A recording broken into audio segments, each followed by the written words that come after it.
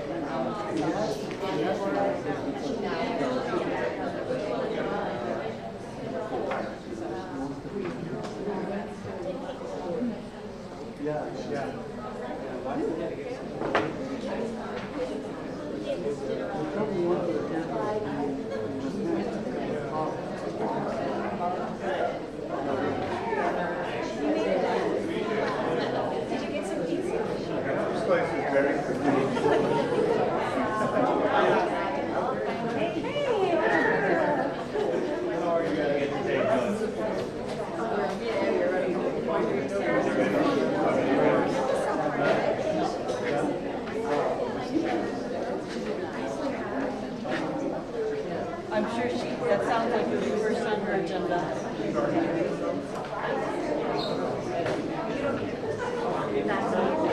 Hey, Michael.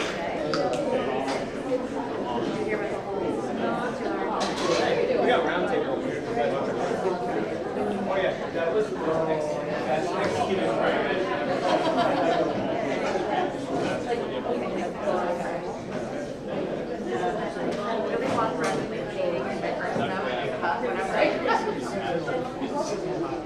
I know.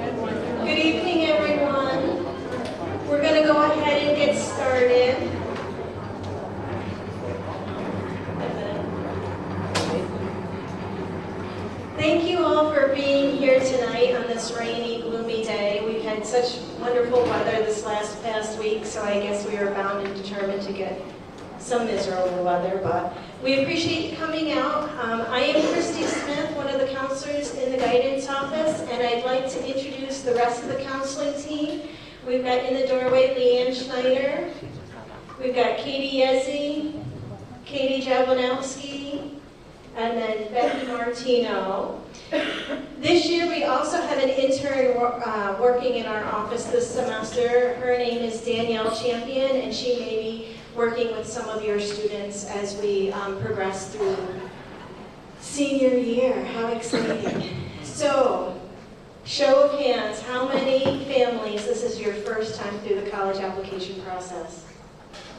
Almost everybody here. Okay. I'm thrilled you're here.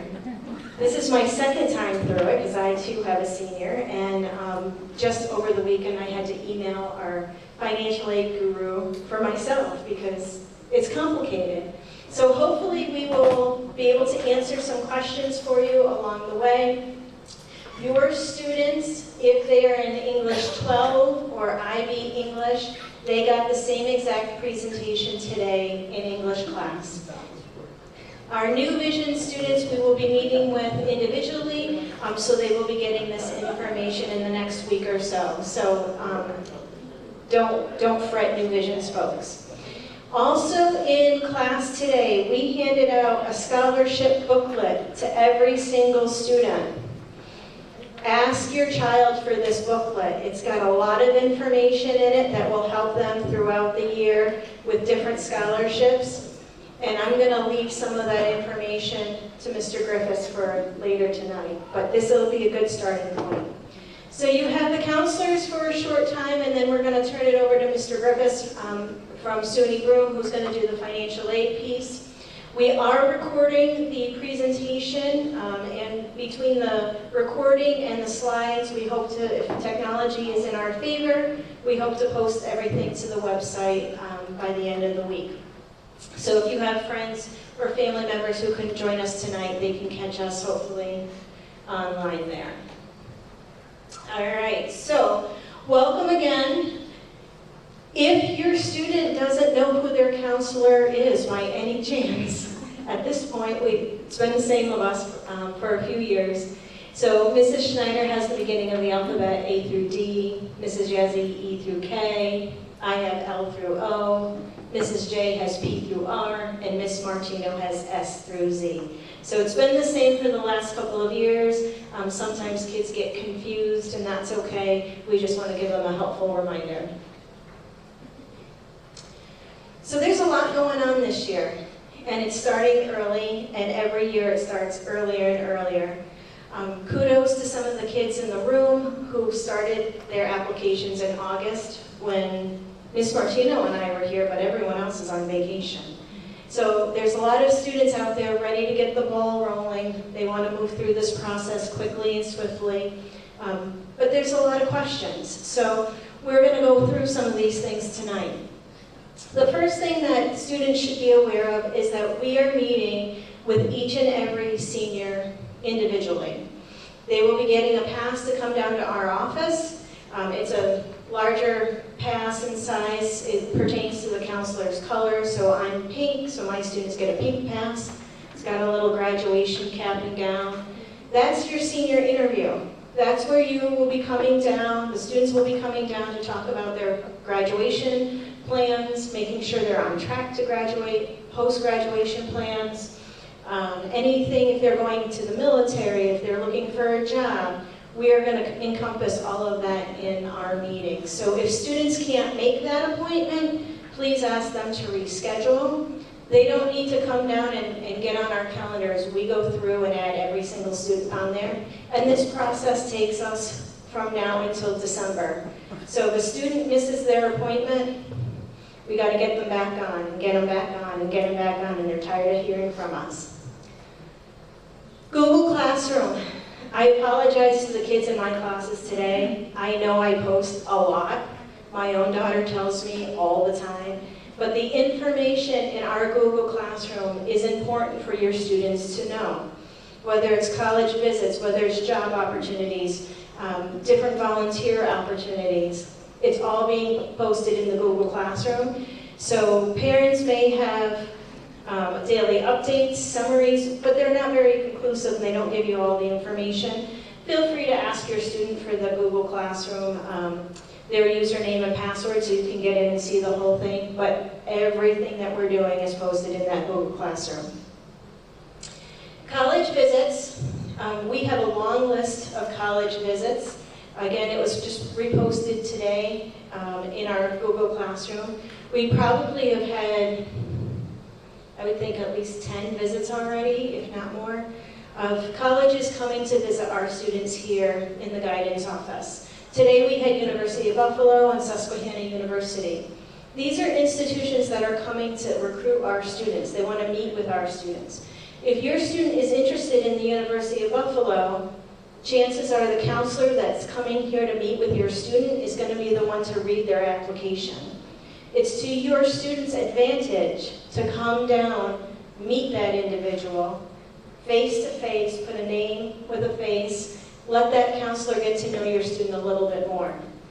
You can ask questions about financial aid, you can ask questions about majors, internships, study abroad, whatever you've got going on, they can answer for them. In many cases, they will give you a fee waiver so you can apply. Not always, but in some cases. SUNY will have their free application week at the end of October where you can apply up to 5 colleges for free. So typically they're not giving out fee waivers, but a lot of colleges will do that if students come down to meet with them. New this year, we have School Links. School Links is a fantastic program, but unfortunately your class is the guinea pigs of trying to figure out how School Links will work. So School Links does not only college applications, but it does career searching. It's got our scholarships on there as well. So we are navigating this in real time with students. We're figuring it out. We've done some piloting over the summer. But we are going to have all students apply to their schools directly through School Links, which connects one-on-one with the Common Application. Students this way can track all of their recommendations. They can invite their teachers electronically. We can upload all transcripts electronically. We can do our recommendations electronically. So there's a process that we're working through with students to use School Links, and there's a couple more slides in a minute about that. We also have counselors on call, which we're bringing back. When Common App first came out, there was a lot of questions about how to use Common App, so we're doing that again with the School Links. So every Wednesday, starting the first week in October through November, we may extend it longer. No appointments necessary. The students can come in during their lunch periods. One of us will be there to help with any questions on the applications and with School Links. So they don't need an appointment, they just come in from lunch, they can bring their lunch with them, and we'll be there to assist with any questions or concerns. Again, School Links, this is for students to know where it's located. If they go on their Chromebook, they have a spot that's called My Apps. It's usually right down at the bottom of their toolbar. And then from My Apps, you're going to click on School Links. You don't need a separate username and password. It's already tied in to your Chromebook, and it syncs in live time with the Common Application. So once students get into School Links, there's a tab on the left-hand side that says Colleges. And then they have a homework assignment. The only time that we get to assign homework and guidance, they need to complete the first top blue square that says complete the brag sheet. This used to be mailed home and for students to do. Now we're going to do the student piece electronically. Students are going to go in and answer questions. What are your goals? Where do you see yourself? What major do you see yourself applying to? What adjectives describe yourself? That kind of thing. So when they invite teachers or they invite their counselor, those people will be able to see that brag sheet in order to help write those letters of recommendation. Families, your homework was mailed to you over the summer. It's in our Google Classroom. It's online. It's the parent brag sheet, along with a student activity sheet, and then a transcript release score. The score sheet is important for you to fill out and return because we cannot upload any transcripts unless we have that. So if your student took SATs or you didn't take SATs, just let us know if you want them on your transcript. But all of that was mailed home. Again, it's on our Google Classroom and on the website. So back to School Links. Students are going to add applications. So this student is going to look for St. John Fisher College. It's going to populate. They're going to click on add application, and then they get to pick what kind of application. Are they going to do the Common App? Are they going to do a Coalition app? For most of our students, they're going to do all of the Common application. The only time, mostly, that will be different is if the student is applying to SUNY Broome. They're going to come on here, they're going to indicate SUNY Broome, and then we're going to jump them back out to SUNY Broome's website directly because it's free. Save yourself 50 bucks. Don't apply through the SUNY application, don't apply through the Common application. So we'll help your students with that. So students get to select not only the different applications that they want to use, but also are they applying to early action, early decision, all of that fun stuff. So if your student has not gotten into School Links at all, they need to spend some time this weekend navigating in School Links, just get familiar with it, but they can also dabble in the application section. So what's on an application? So once you do all of this, you're going to connect immediately your School Links application to the Common App. If you haven't already made a Common App username and password, it's going to jump you right into that, get you logged in so you can start doing some of this information. I recommend, as a parent who's gone through it once, maybe Mrs. J would and Ms. Schneider would agree with me, sit down with your student because there's a lot of questions that they can't answer unless you're there. What was your highest level of degree? What did you get it in? Where did you go? When did you graduate? And sometimes students don't know that information. So when you're looking at family background, education pieces, it's helpful if you guys make some time to do it together. The education section does ask for class rank and GPA. That was mailed home last week. Hopefully everybody got theirs. As a reminder, class rank and GPA will be recalculated for the first time in the history that I've been here in January after second semester. So report what it is right now, and then if it does change in January, we have to do what's called a mid-year report, and we'll make those adjustments in January. We've got testing information. Some of the schools are still test optional, so be familiar with what your colleges are asking for. If you need to send your scores, check.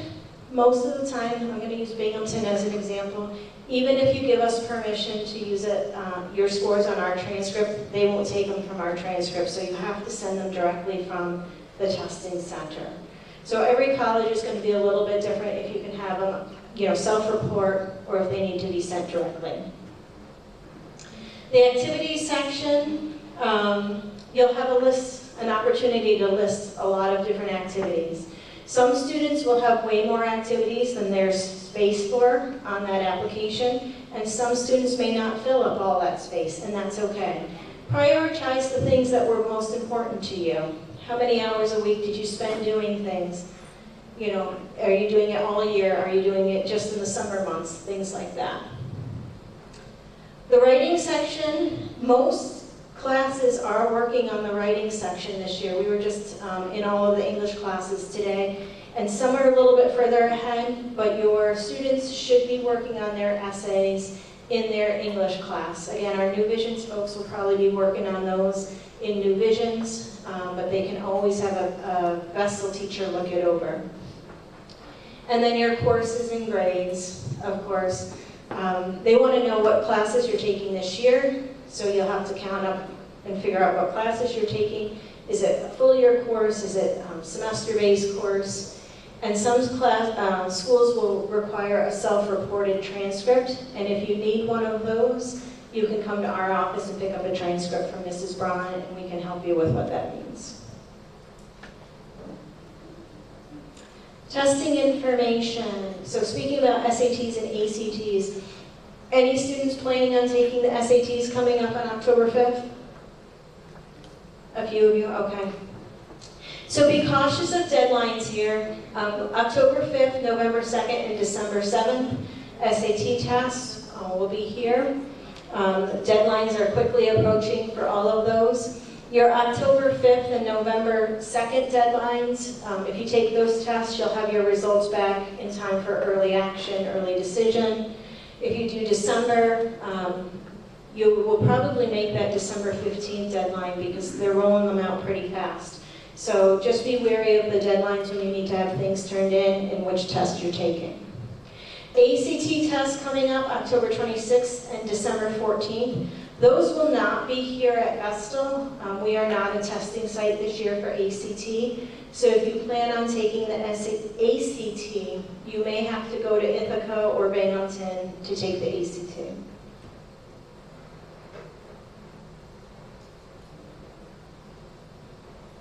And now I'm going to turn it over to Mrs. Jablonowski.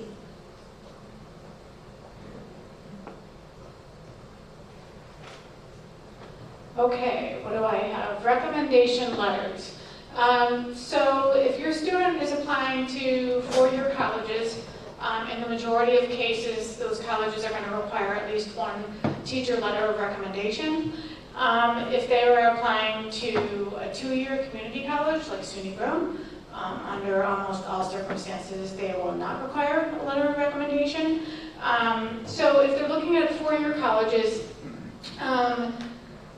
what I recommend to most of my students is that you should think about at least two teachers to ask for a couple of different reasons. Number one, that's almost always going to cover you in terms of what a school requires. Number two, it can give a couple of different perspectives. So if your student had Mrs. AO for French for like 4 years in a row, and she knows them inside and out, and can speak to their character and work ethic and personality, she'd be a great choice, regardless of the major.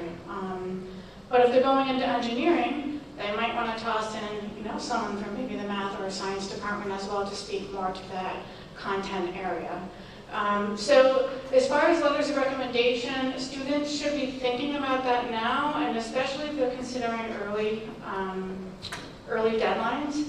They should be starting to ask their teachers now, because teachers have a long list of letters that they need to write, and they like to have enough time in advance to write strong letters, right? They don't want to be rushed, and they want to put a lot of time and thought into that. So they definitely want to start considering that. The teacher letters of recommendation this year, like Mrs. Smith mentioned, and the counselor letters are all going to be uploaded through School Links. So all of the teacher information is loaded into School Links already. So once they ask their teachers for recommendations and they say yes, if they go into School Links under a particular college, there's going to be a section underneath the school that says recommendations, and they click on the drop box, and all the teachers are listed alphabetically, and they click on one and click submit or invite or whatever it says there. They no longer need to invite us as counselors to write recommendations or school reports, which is great. They used to have to do that on the Common App. Because we're automatically linked with School Links, once they get linked, that school report, counselor letter, it's already right there. They don't have to invite us to do anything. We're going to be able to see it, and we're going to be able to upload our materials. In some cases, if you have a student athlete or a student going into music perhaps, there might be a suggestion or recommendation or requirement for them to have like an other recommender, whether that be a coach, a private piano teacher, anything along those lines. So in those cases, if the person does not work at Vestal Central Schools as their teacher, they may need to invite an other recommender on the Common App. So this is where it gets a little bit tricky. For the most part, when they're on their Common application, there's going to be a little blurb that says, your school is connected to School Links, recommendations are done on School Links, so it says it right there. It doesn't even allow them to invite anyone, except for the other recommenders. So that's where they would invite an other recommender if they have like a coach or a pastor or someone that's outside of the school system. I think we got through all of that. So, as Mrs. Smith stated, this is going to First. Okay. are writing college essays right now in their English classes. I went to a couple of IB classes today, and their first draft is actually due tomorrow, which is fantastic. But this is just a little 2-minute blurb with some suggestions from college admissions representatives in terms of what they're looking for in a college essay. So we'll let that play for a couple minutes. First and foremost, when looking at essay, we're going to be looking at things like their ability to write well and their preparation for college. But we're also using that information to kind of see things like their resilience and their love of learning and their intellectual curiosity. I always tell a student, you know, if you had the chance to come meet with the admissions committee and present yourself in person, would you want to do it? And without fail, students say, yeah, I'd love to have that opportunity. And when I ask why, they say because if they were able to get to know the admissions committee would want to admit them because they would know them and they would get to know what they're about and what makes them unique and special. The essay is really neat in that it's one of the only places in the application where they have complete control, where they can write about the things that they've been involved in, the things that they've done. One piece of advice I would give to every student is to ask someone who knows them a little bit to read their essay and to tell them what impressions they have of you after reading the essay. I think the essays that work best are actually quite simple. I think students get really caught up in thinking that this essay has to encompass your entire life and it has to be groundbreaking and publishable quality. And that's a lot to ask of a high school student. So I always advise students to stick to the simple things that you know.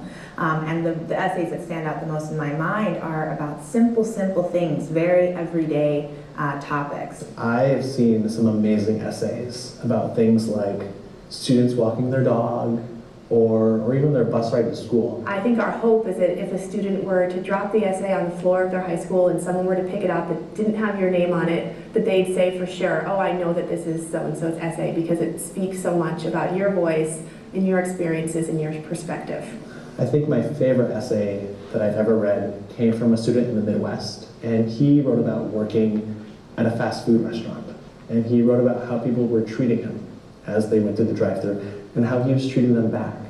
He called himself an undercover anthropologist, which admittedly was a little nerdy in a brown sort of way, but I liked his essay because I was able to see what he was seeing and feel what he was feeling. So for the purposes of the application, where we as admission officers are trying to get to know the applicant, that's a great essay.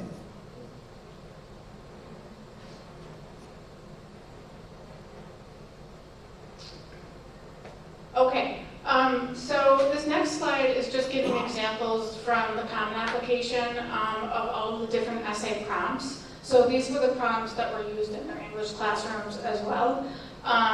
So they really help the student to reflect, to determine maybe, what prompt they fit most well into based on their life experiences.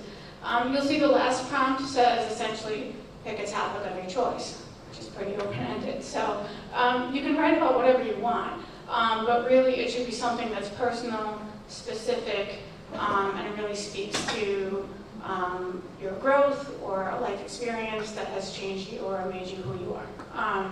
So again, they're working on that in English classes, and the great thing about that is they're going to be getting peer feedback, teacher feedback. They're going to do several drafts, and everyone will be ready by their deadlines. The essay is typically the hardest part, so it's great that they're tackling that right now. So there's a variety of different application types, and these are certainly not all of them, but these are the ones that you're going to see most often when it comes to application deadlines, and it's really important to know the difference between them. So, some colleges offer a plan called early decision. Okay, this is an early deadline. Some popular deadlines are November 1st and November 15th. The most important thing to recognize with early decision is that it's a binding contract. You can only apply to one school early decision, and you should only do that if it's hands down your top choice, your dream school, the only place you ever want to be. If you don't feel that way about the school, you should not apply to early decision. Because essentially when you do that, you're signing a contract that says, if I get into your school, I will withdraw my other applications, and the plan is for me to attend your school. The only exceptions to that are sometimes financially related, but for the most part, that's the expectation with early decision. It's hands down your top choice. A benefit of early decision is you apply early, but you get a decision early. So typically, if you're applying November 1st, oftentimes you're going to get a decision by the end of December, which for a lot of students can be helpful to start the planning process rather than waiting until, say March if you do a regular deadline. Early action is similar to early decision, okay? Similar deadlines, a lot of them are November 1st, November 15th. SUNY Stony Brook, however, early action is October 15th. So if your student wants to apply to Stony Brook early, that's approaching quickly. So you apply early, you get a decision early, just like early decision. But the main difference is early action is non-binding, okay? So you can apply to as many schools early action as you want. You could apply to 1 school early decision and 6 schools early action. That's fine too. So for students that feel like they're ready to apply and they're really hoping to get decisions earlier, early action, and sometimes early decision can be a nice thing for them to be able to do. Most schools that, so there's some schools that offer early decision or early action, and there's becoming more and more schools that are now offering both. So that's why I say it's important to know the difference. The schools that are offering these early plans are also going to offer regular deadlines. So some of them are called like the regular deadline, others are called rolling admissions. So Binghamton University, for example, their early action deadline is November 1st, their regular deadline is January 15th. SUNY Oswego, I think, has an early action deadline of November 15th, and then after that November 15th date, any applications that come in after that are evaluated on what's called a rolling basis, which just means there's no real deadline. They just keep making decisions until they fill their class. So it's still to their benefit to apply early, but there might be like a 3-week turnaround. Let's just say that's a rolling application basis. Okay. Okay, scholarships. So Mrs. Smith told you scholarship bulletins were handed out today. These should be used as a guide. I'm actually the scholarship person within our office. It is a good guide because it gives you by categories the scholarships that we've posted the last several years and the timeline in which we have posted them. That being said, if there is a scholarship that I posted in December last year and that scholarship comes to my attention in October this year, I'm going to be posting it in October. Okay, so it's not like, it's a guide, but it's not a rule. Okay, so the best thing your students can do, these scholarships are going to be posted multiple places. Number 1 will be the Google Classroom that we talked about. So there is, within their Google Classroom, class of 2025, there's a category that says scholarships, where there will be all the scholarship postings. We also will be posting scholarships in the guidance office. We have a huge bulletin board where we post all the scholarships, and we also keep paper applications for scholarships that require paper. We also post the scholarships on the Vestal website. Sometimes there's a little lag there because our PR person has to get to putting them up, but eventually they will be up so that parents can view those as well. And then with School Links, which is brand new, I've also started posting scholarships on School Links. So if your student goes to their School Links account, on the left they click on Finances.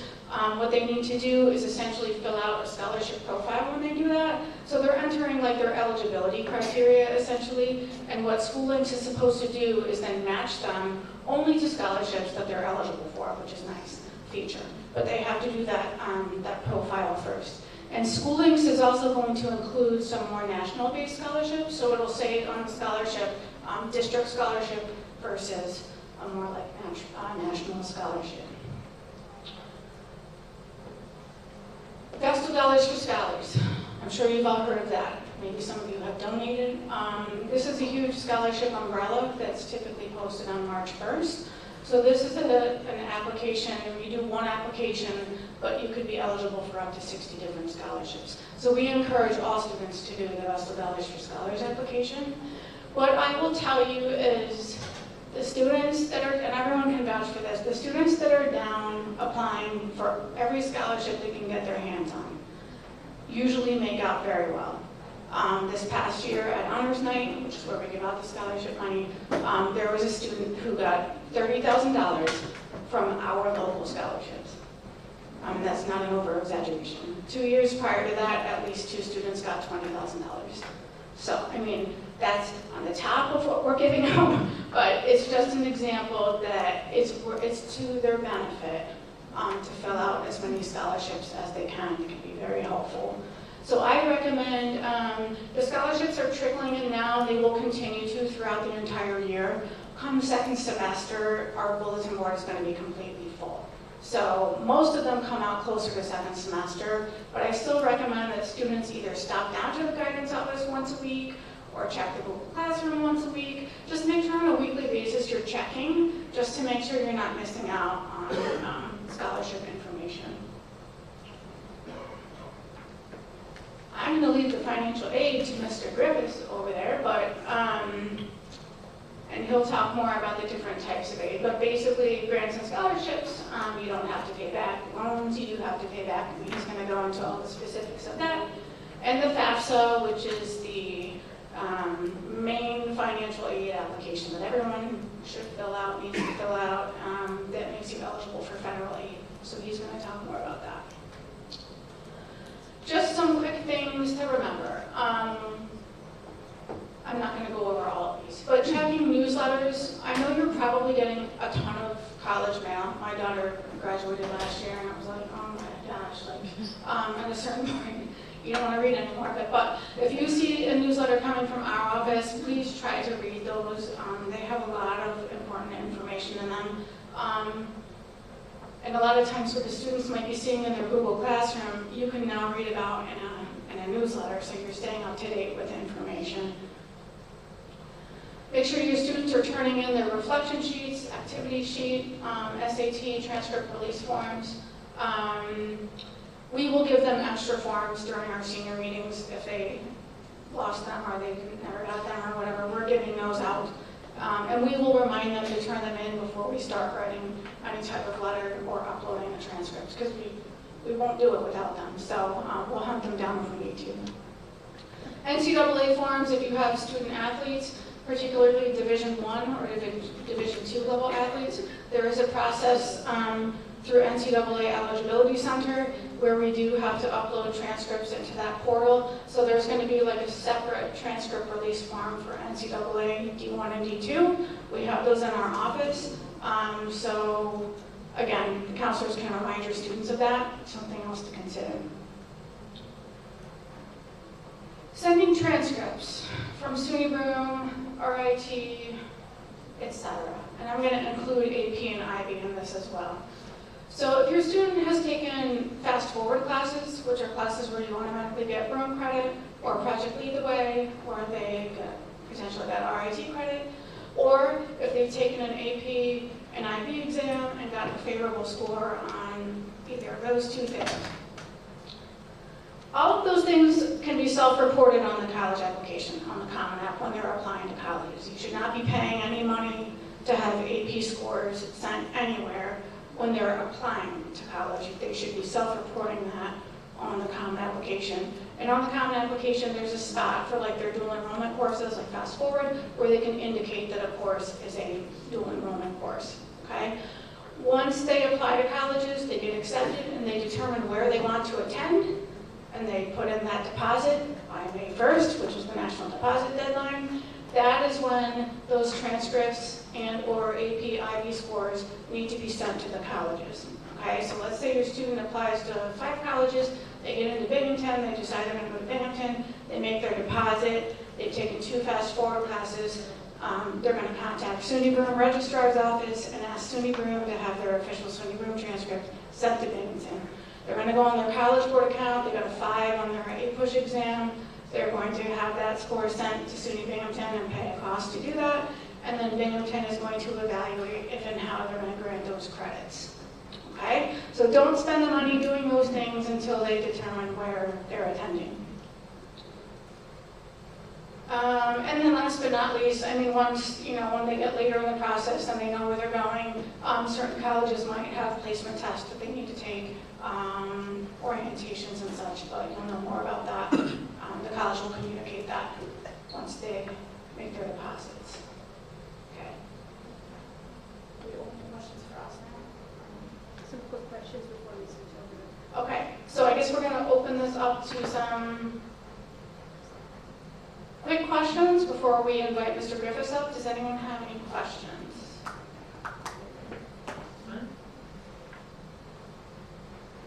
No questions? Okay.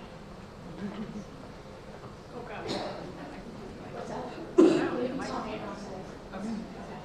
So if a student does early decision or early action, does that only affect the acceptance decision, or do you also get financial information from it as well? If a student applies early action or early decision, does that just impact the decision, or does it also impact when they get financial aid information? Depends on the school. I mean, last year, Last year, my daughter applied everywhere early action, and everyone was getting decisions at the same time, but do you? Last year, they got awards in May, March, or April if they were lucky, because it was a disaster. And it wasn't the school's fault. So let's talk a little bit about financial. Again, Another question before we was there start. anyone? Go ahead. Yes, okay, this is quick. This happened a couple years ago. Merit scholarships, or merit, whatever you want to call awards. We ran into a big problem, not realizing until September that my granddaughter had gotten a merit award, but they hadn't done a FAFSA. And so she has never been able to recuperate that money from the state of New York. So what do you do if you haven't? Well, again, that depends on the nature of the merit. I mean, you can apply for the FAFSA. You can apply for the FAFSA all the way until No. technically the last day of your first year of What I'm college. saying was it was awarded by the school as a merit Yeah, I prize. mean, it depends again from school to school. I know many schools over the merit awards, they've been given by individuals. I mean, by the high school. At the high Yeah. school, right. Right. But they have requirements sometimes, for example, a number of our merit awards, they won't be awarded if the student doesn't write a thank you letter to the organization or the individual to make the scholarship. But they're told up front that those are the requirements. And as I'm going to say here, it's really important to do the FAFSA for scholarships as well. Because even though you say, I'm not getting any financial aid, I'm not using any financial aid, you're probably not going to want to turn down the Right. scholarship. And many of those scholarships, in their determinations, look at the information that is supplied on the FAFSA, whether you get financial need, remaining need, etc. So that is important to do that. Unfortunately, if you miss that step, it can be difficult to get back, as it were, on the horse. Right? You'd be bucked off. Right. All right, so we're going to talk about financial aid here. And sometimes people have a misunderstanding of what financial aid is. They say, you know, I make too much money, so therefore I'm not eligible for financial aid. Well, you are. It's just the type of financial aid that you might be receiving. Financial aid is any type of resources that can be used to pay for college. It includes, of course, the free money, the kind that we like, but it also includes things like student loans, work study, and scholarships. So it is important to go through the process. I was going to say, it's not painless. Sometimes it's painless, sometimes it's painful, all right, depending on your circumstances, especially the last year or so. But it doesn't cost anything other than a little time to do it. All right, so you should definitely look into it. So anything that's going to help to pay for your college costs, and college costs can be substantial. Basically, the financial aid's office is to look at what we call financial need, determine the student's financial need, and then therefore provide a package to meet that need. So how do we determine that? It's a really simple formula that the government has us use to determine that. Cost of attendance minus the student's aid index, or SAI. That's a new term this year. It used to be called EFC. Now it's called SAI. Government loves acronyms. Gives us the remaining financial need, the amount of monies that the college will attempt to offer in a variety of ways to help cover the remaining costs of college. So let's look at that a little deeper here. What is the cost of attendance? It is consisting of both direct costs and indirect costs. Direct costs are costs that are going to be to the college that you're going to get a bill for.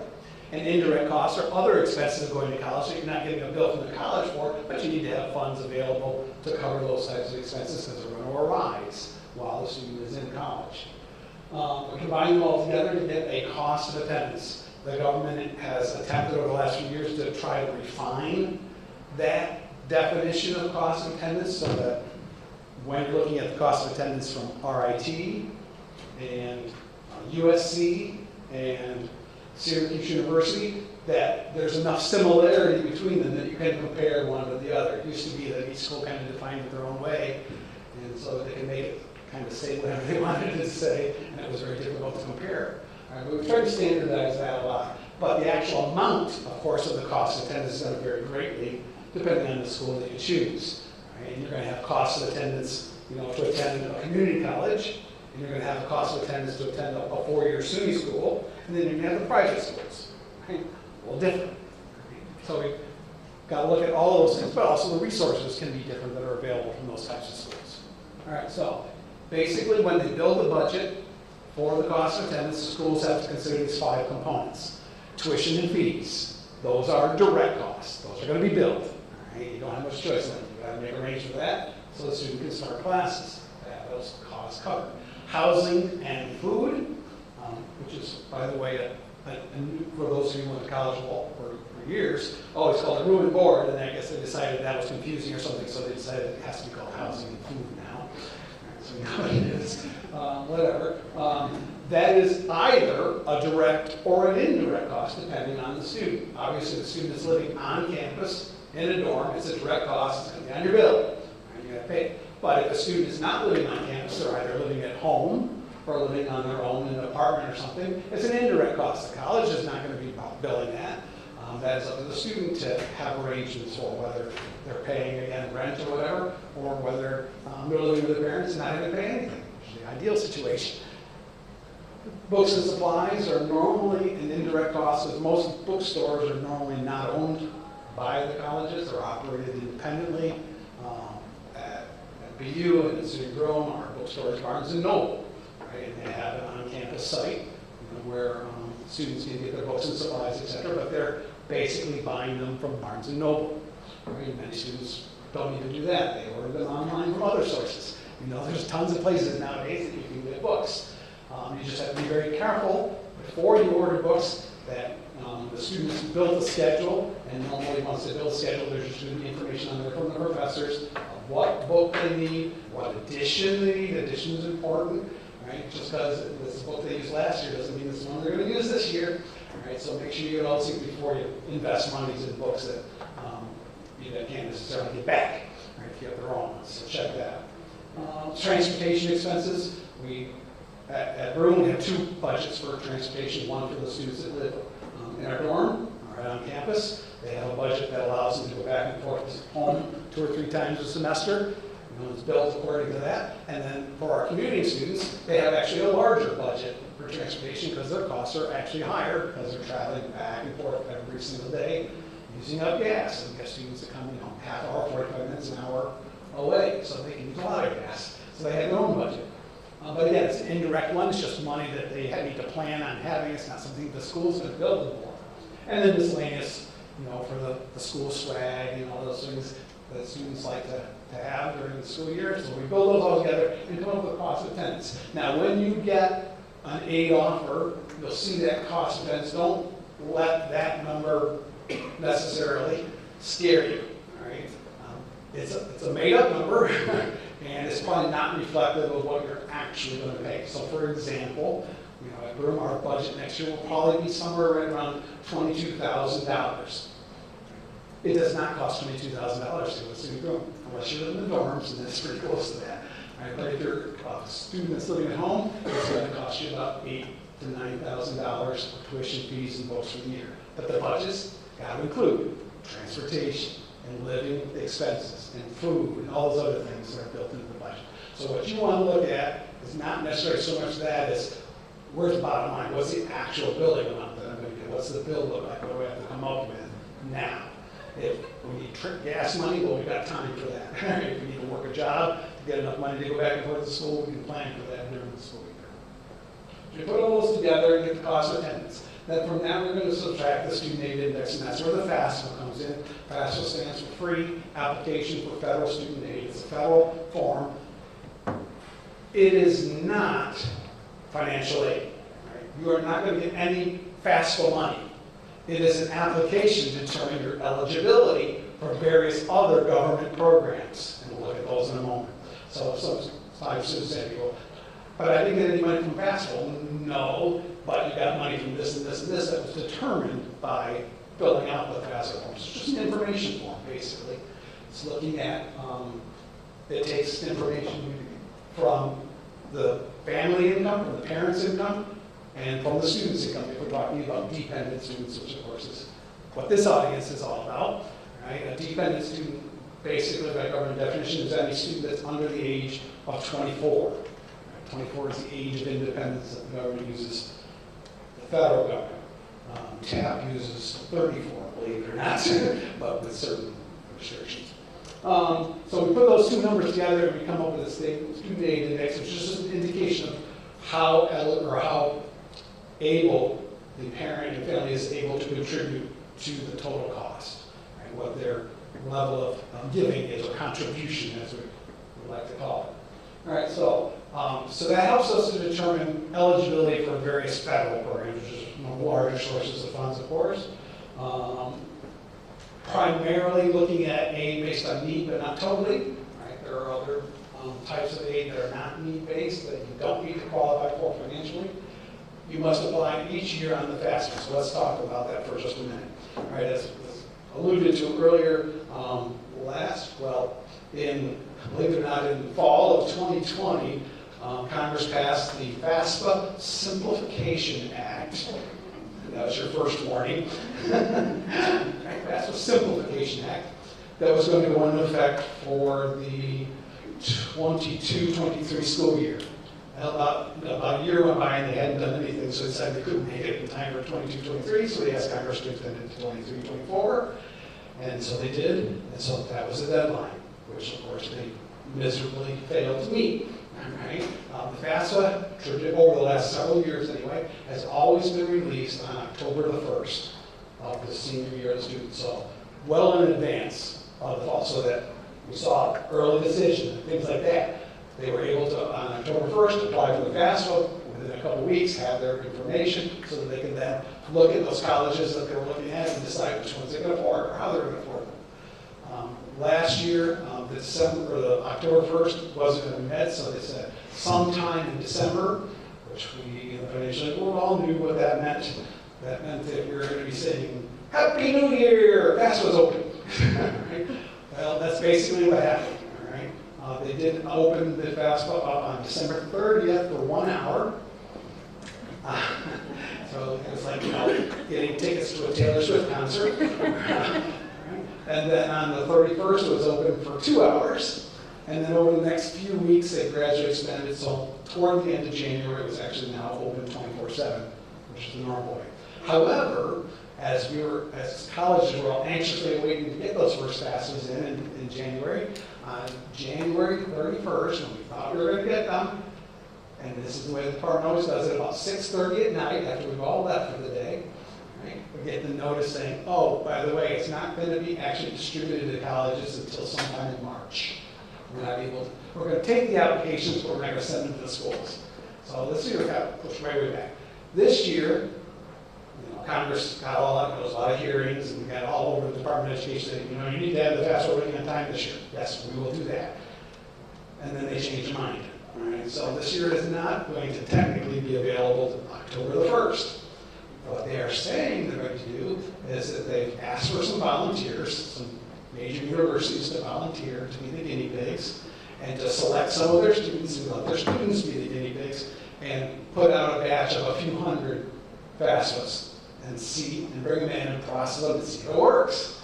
And then fix the problems, and then they'll do a second one, and a third one, and a fourth one through the months of October and November. And supposedly, the official rollout will be on December 1st this year. Right? And I'll take side bets later on whether that happens or not. Right? December 1st is when we're supposed to all be able to go on and apply for FAFSAs, and supposedly when it'll actually send them to the colleges so that we can then do our part, right, and get them completed. So just pay attention to that, and I'm sure the schools will make their students aware of that as well when that happens. All right, so let's talk. So basically, the types of aid we're talking about fall into two categories. Gift aid, our favorite, which is our grants. It's hard to see down there, but scholarships, grants and scholarships, the free money. That's grand here. And then we have what we call self-help, right, which is your college work study and your student loans. You're earning those, as it were, in one way or another. Either earning them by doing something, working, or earning them by a rate to pay them back later. So those are the two types. Here are some of the major programs that fall under the FAFSA application. The Pell Grant being the largest one, we'll go back to those, and some other specialty ones, and the work study programs and the student loan programs all fall under that.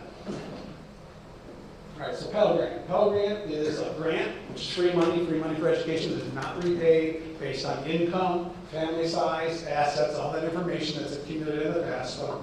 And then they determine, give you that SAI, and the lower the SAI, the better the award. The higher the SAI, the lower the award. That means the higher the SAI is, the more amount that you're expected to contribute, and the less that the government's going to give you.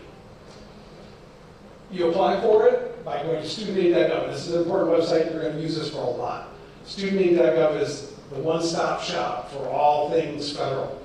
Right? So it's where all the information about going to colleges, being in college, after you get out of college, any student loans that you get. They'll use it for the next 20 years or however long you're paying your student loans back, and all your information will be there that you can get, and when your next payment is due, and what you paid, what you owe, and all that. It's all going to be on studentaid.gov. So students are going to have an account there that they're going to need to remember and use frequently. When we complete the FAFSA form, it is what we call a prior year form, or I call it odd, even. If you're going to school in an even year, this fall of 24 that we're in now, it goes back to the prior even year, which is 22. That's the tax returns that are going to be used, because those are been completed and filed, etc., so that they can access them. For this next school year, for 25-26, they're going to be using your 2023 tax returns, which presumably 99% of us hopefully have filed that 2023, even with extensions. So that information is available so that when the FAFSA opens up, in this case December 1st, all your information is available. Right? Because once, with the new simplification, you don't have to provide, or you provide very little financial information. One of the first things you do when you fill the FAFSA out, the first question says is, are you giving permission for the IRS to transfer your income information automatically into the FAFSA form? Yes, we do it. No, you're done. You're not going to get financially, but you have to agree. So that's one of those choices that we have that isn't really much of a choice. Right? You just say yes or you don't apply for it financially. So you say yes, and it'll go through all the demographic information, it gets to the financial aid section, and boom, skips by that, and then it comes and asks a few more questions, some asset information type of questions, savings checking, if you know a business or a farm, and all those evaluations, all those things get asked there. So that's the Pell Grant. A supplemental program to that is called SEOG or FSEOG, Federal Supplemental Educational Opportunity Grant. The Pell Grant is an entitlement program, which means if you qualify, you get money. If more students go to school, the government just makes more money, right? So that they can honor that obligation. Everybody will get whatever award they're entitled to. The Supplemental Educational Opportunity Grant is what I call a budget-based award. The government sets aside a certain amount of money, it applies a formula to all the colleges and universities in the United States, and we each get money in a bucket. Say, here's how much you have, spend it according to these guidelines and for school guidelines until it's gone, which at most colleges takes about a month before we spend it all. Right, so that's another case for making the applications earlier rather than later, because the early bird does get the worm in this case. So, and it's just some additional funds that go to students with higher need. It does say here, the maximum award is $4,000. I don't know any colleges that give a $4,000 SEOG, because in most cases they give it to like 12 students or money beyond. So they tend to get a little bit smaller awards, right? So they can go a little bit further and help more students. Work study, as the name implied, is a job. The main distinctions of the federal work study is one, it's federally funded, so that means that it's not technically costing the college anything. The college is going to pay the students, but they're going to get reimbursed from the federal government for those jobs that the students are working. However, and it's a need-based award, so you've got to qualify for it. So your income levels have to be sufficient. Yes, the government will pay for you to do a college or federal work study job. Now, with that being said, we have both federal work study jobs, and we also have college work study jobs, which are just funded by the college itself, and we can hire whoever we want. There is no need done there. There's no income analysis done there. It's just students apply, students qualify, to do the job. They can do the job, we give the job. So it's just where who's paying for it, whether the college is paying for it or the federal government is reimbursing the college for it. It's very flexible hours usually, not like a regular job where you have to be to work at this time and that time. Our students just is told you can get paid for 5 hours this week. What 5 hours you work is up to you. And if you don't work the 5 hours, you just won't get paid this week, and you make it up next week. Because we feel that their education is the most important thing. My work study student didn't come in today because she had 3 tests today, and she says, I need to be studying for that. I'll come in tomorrow. I said, great, no problem. We just have a little pile of work for you to do, and when you get here, you do it. So very flexible, and it's good for students on campus, so it's convenient, etc. for students to do. All right, here we go, the fun stuff. All right, the federal loans. Pay no attention to all that garbage there for a moment. All right, let's simplify it down to the basics. All right, let's talk about what's common in all this. Firstly, it's a loan. So you'd think we wouldn't have to say this. Sometimes students get through 3 and 4 years of college and say, oh, I didn't know that. I had to pay that back. Believe it or not, it happens more than you'd like to think. But it is a loan, so it does have to be paid back. Repayment of the federal student loans begins 6 months following the time the student is no longer enrolled as a half-time student. That's the definition. So what does that mean? 6 months after they graduate, or 6 months after they drop out of school, or 6 months after they're no longer taking at least half-time credit, at least 6 credits on average for most colleges. Or if they take a semester off, that 6-month clock will start ticking. But if they come back to school the next semester, it stops again. So there's no payments being made while the student is in college for 2 years, 4 years, or 6 years, or 8 years, or 9 or 10 years, when they're getting their PhD and their doctorates and becoming a doctor or a lawyer or whatever. Got all that time to accumulate the debt, keep borrowing loans, and then to start to pay it back after that. So that's the kind. They have a fixed interest rate, a fixed variable interest rate, or variable fixed, I don't know which way to put it. It changes once a year, but only for first-time borrowers. Right? Every year, the initial rate that the student pays is fixed, and then that's for the rest of their career. That's the interest rate they get. So for last year, for example, that interest rate was 5.5%. This year, it's 6.53% because we know what happened with interest rates in the last year. Now, we're already happily seeing that hopefully next year's rates will be a little lower because we've already dropped it by a half point. And presumably they're going to do it a couple more times in the next few months, into the next year. So hopefully your students will get a little bit better rate than the 6.5 that is being given to this year's students, current students. We won't know that until late May, early June, like last week of May. Treasury bills are sold, and there's a formula that calculates, etc. It comes up with what the rate is for that coming school year. So you're not going to really know until you've already probably committed to borrowing it. Right? But, that's when they'll actually set the rate. It's capped at a maximum of 8.25%. And in my history, it's been as low as 2 or 3%. Like I said, in the last few years, it's gone up quite a bit. All right, so that's kind of the generals, and then how much money can a student borrow? It's based on their year in college. So we'll come over to the right-hand side here and look at these numbers.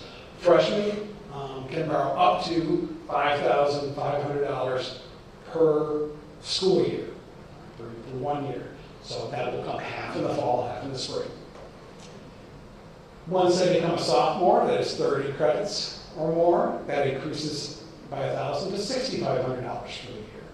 And then once they become a junior, 60 credits or more, then for their junior and senior year, they can borrow $7,500 as a student. This is a student loan, it's in the student's name, it's the student's responsibility, and it is not anyone else's, right? The parents aren't responsible for it, spouses aren't responsible for it, only the student. If the student becomes permanently disabled, or the student dies, the loan is paid off, no one else inherits that loan. It's just in their name. And it is a non-credit loan. That is, there is no credit check. All students are eligible, because most students don't have much credit anyway, so they don't look at credit histories. All right, now, why do we have two? Well, that's a question we asked the congressman about 20 years ago when they did this. It used to be one student loan, and then they decided that it wasn't enough money, so instead of just increasing it, they decided to create a second program under this. The thing to remember is even though there's two parts to the loan, it's a single loan. When you go to pay it back, it's one loan, it's one payment. What's the difference? Subsidized, as its name implied, is being somehow subsidized or somehow supported. The subsidized loan has the same interest rate as the unsub. However, the interest does not begin to accrue on the loan until repayment of the loan starts, 6 months after or however long they're in college. So all the time they're in school, it's an interest-free loan. And originally, of course, those of us who went to school a while back, remember we went down to our local bank and got our student loan. So the government was paying the banks money for these loans, so the students didn't have to for the interest. Now, of course, I guess the government's paying themselves, because all the money comes from the treasury. Right? They kind of kicked the banks out of the business and just took it over all themselves. So that loan is need-based. You have to qualify for it based on your income, the SAI, as we talked about before. On the other hand, the unsubsidized loan is a loan where the interest starts when the loan starts, when they get the loan, so right away. Right? So when they get the first $1,000 loan, interest starts that day, just like the loans you have. Right? Home loans and auto loans and all those others, but the interest is just normally there. And they give you an option, of course, of paying the interest if you like, but normally it just gets accrued or added on to the loan. So the loan is gradually getting larger and larger over the number of years that you're in school. Right? So that's the distinction. The unsub loan is a non-need-based loan, which means that anyone can get it. So that means Bill Gates, when he sends his kids to school, they can get an unsub loan, because it's just a normal loan, and they qualify. Who has better credit, right? than somebody who's going to inherit $1 billion eventually. So anybody can get a student loan. So as I talked about, applying for financial aid, if you're going on an unsub loan, in order to get it, you got to fill the FAFSA out. They'll determine you don't qualify for the subsidized. They'll offer you the unsub. So it goes on a sliding scale. So students from families' income are low enough can get up to $3,500 as a sub, plus $2,000 as an unsub, for a total of $5,500.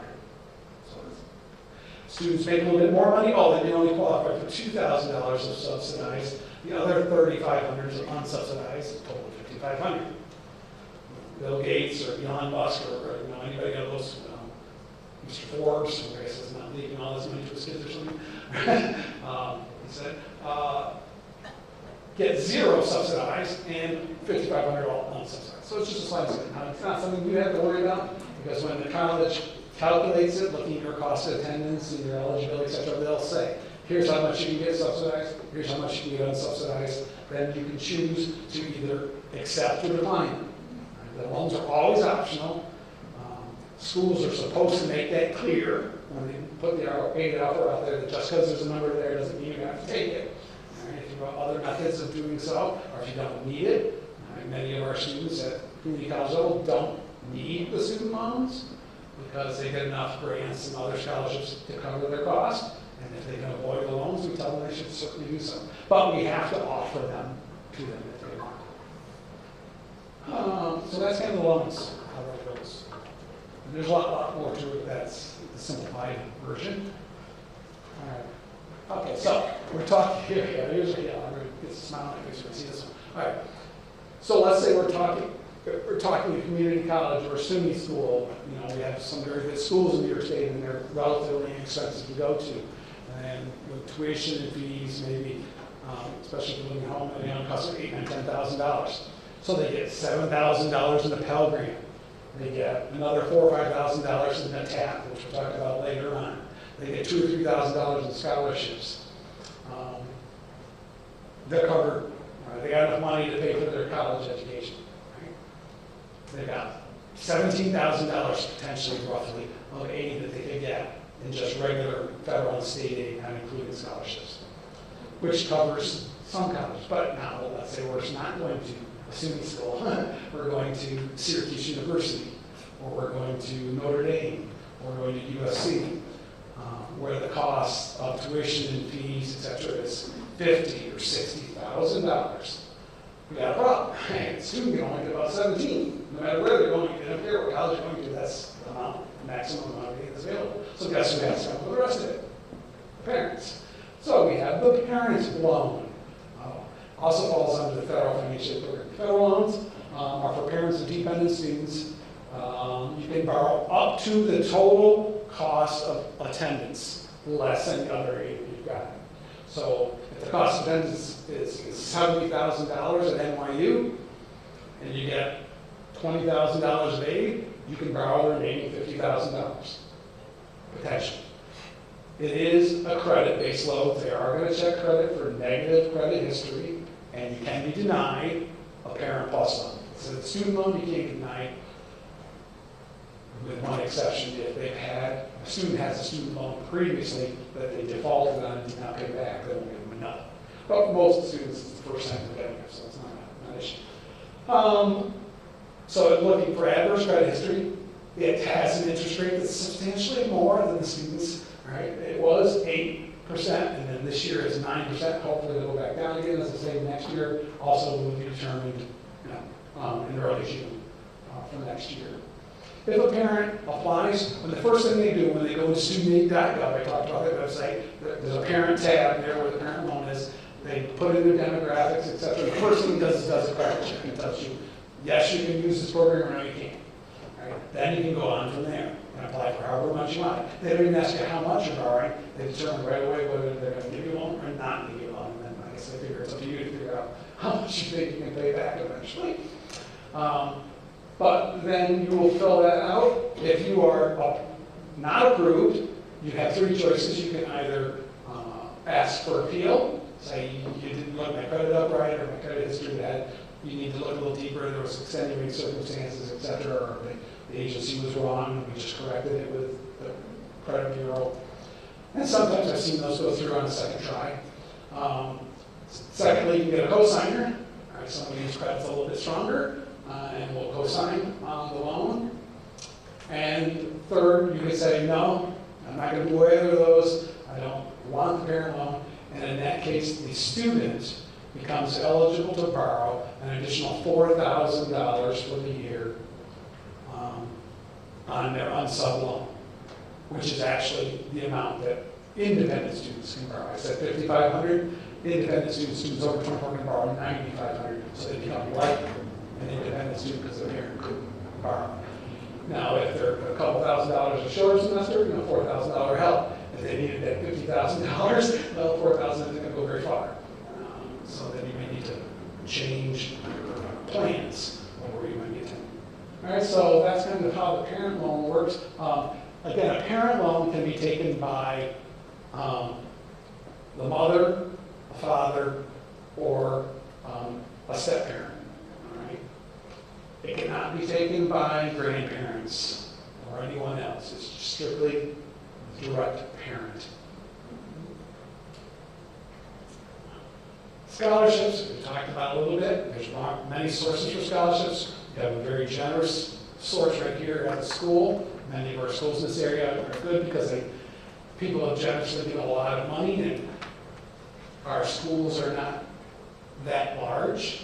So, 100, 200, 300 students, there's a chance that students have to get some good money out of that because there's a lot of money available. So definitely that's one resource. Second, of course, is the college that you're looking at attending.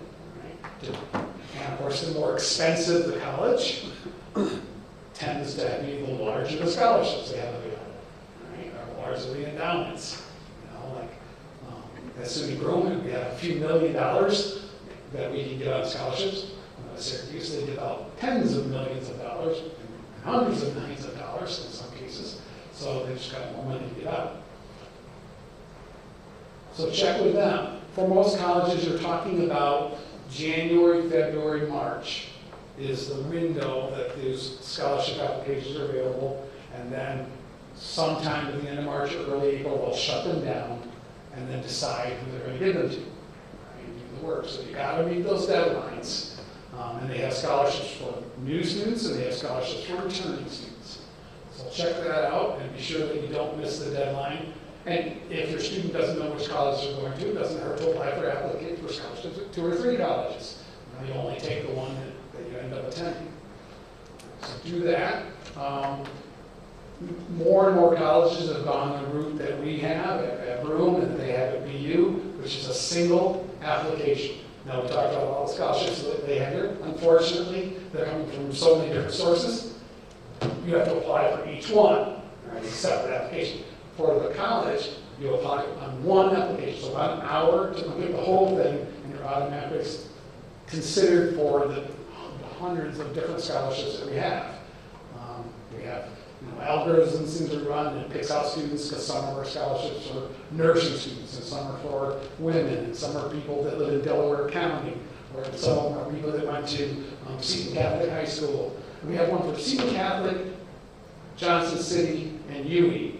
There's one scholarship. I don't know what the relationship is that picked those 3 schools. That's probably where the father and the mother and the son went or something in high school. So we have to pick those out of that list, and we have for other schools.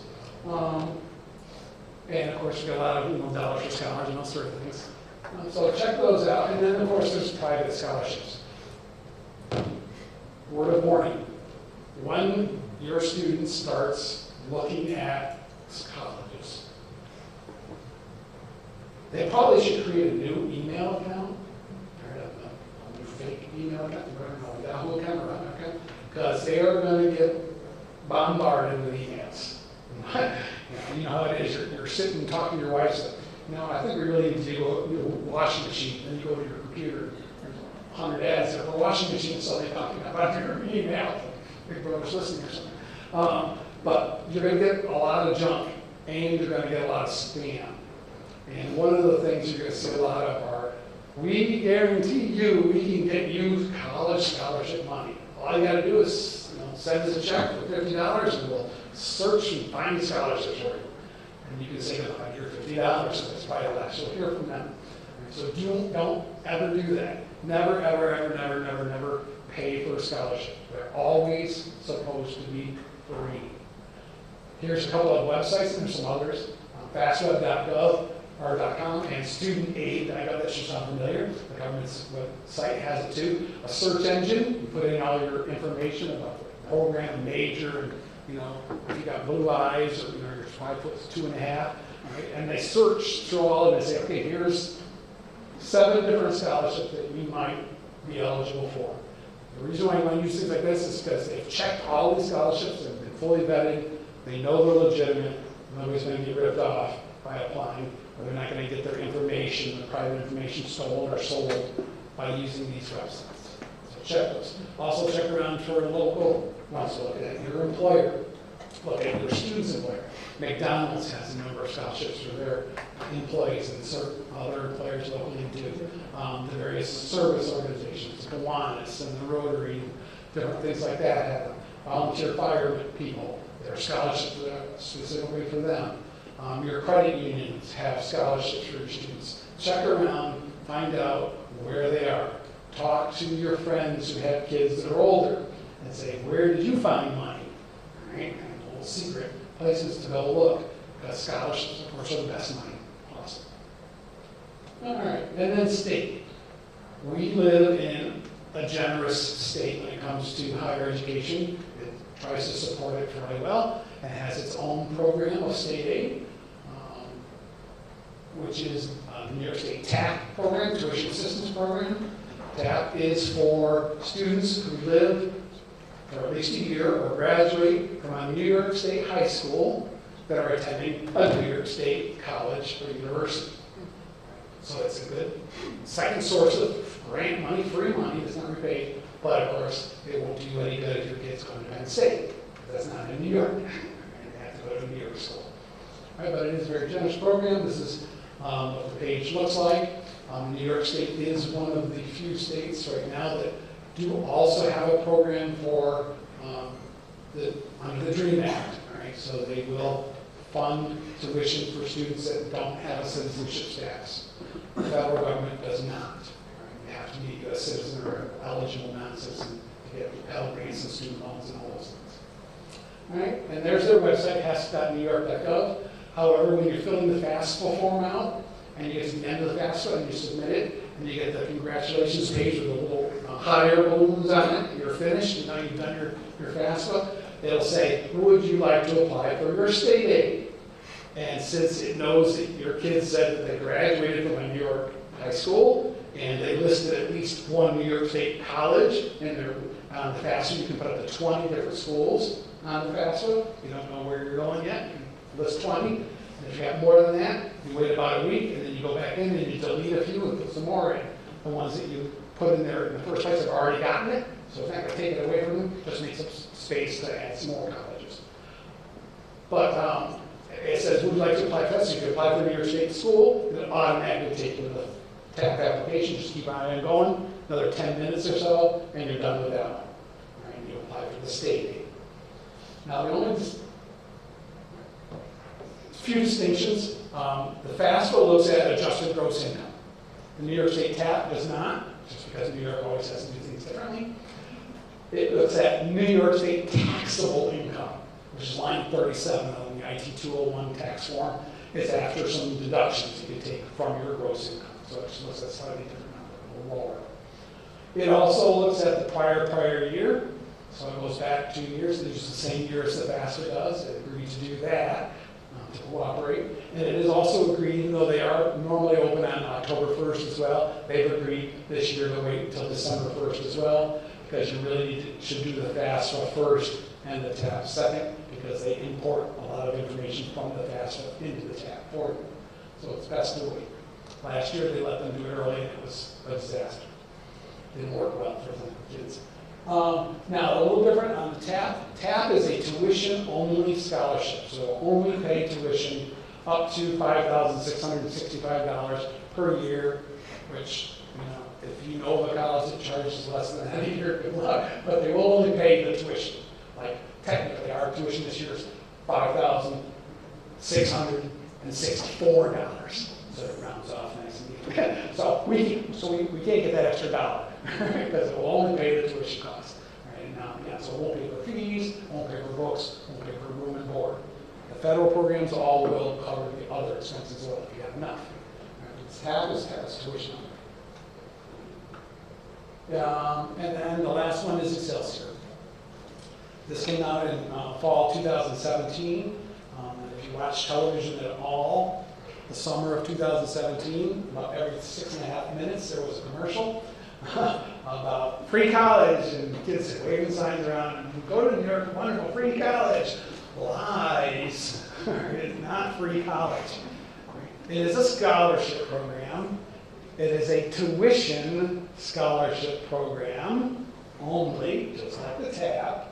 So it only pays tuition, so it doesn't pay the fees, and it doesn't pay the room board, so it isn't free college. College is more than just tuition, right? In fact, in many cases, the other expenses are higher than the tuition charges, right? Like even at our school, like our students staying in a dorm, the dorm's about $12,000, the tuition's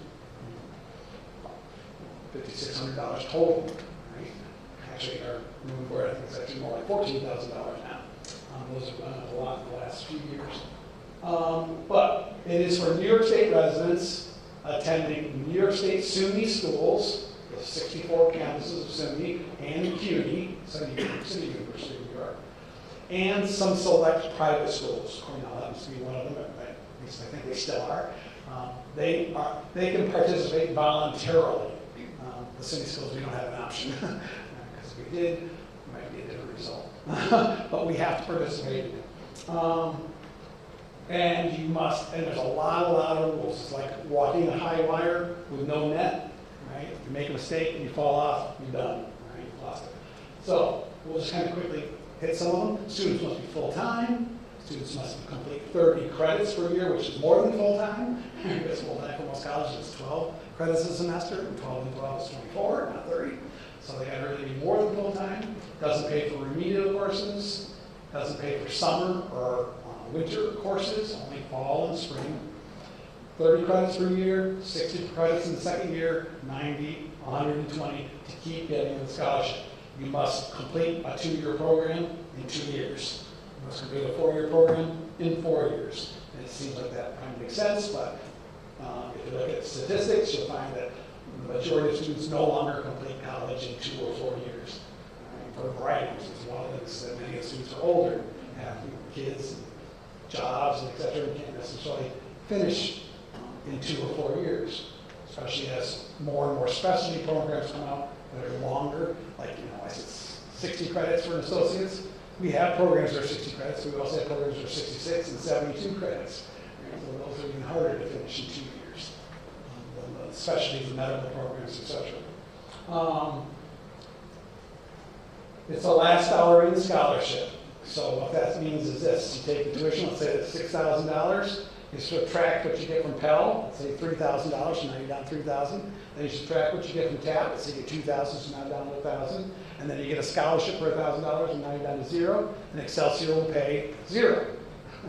Because somebody else is already paying for it, so they don't pay what others don't. So that basically means it's not going to be used a lot by students that are in the lower income levels, or larger family sizes, because they're already getting Pell and TAP enough to cover the cost of a SUNY tuition. On the other hand of it, that's some of the things that were talked about there. Maybe, of course, you have to pass the courses, etc.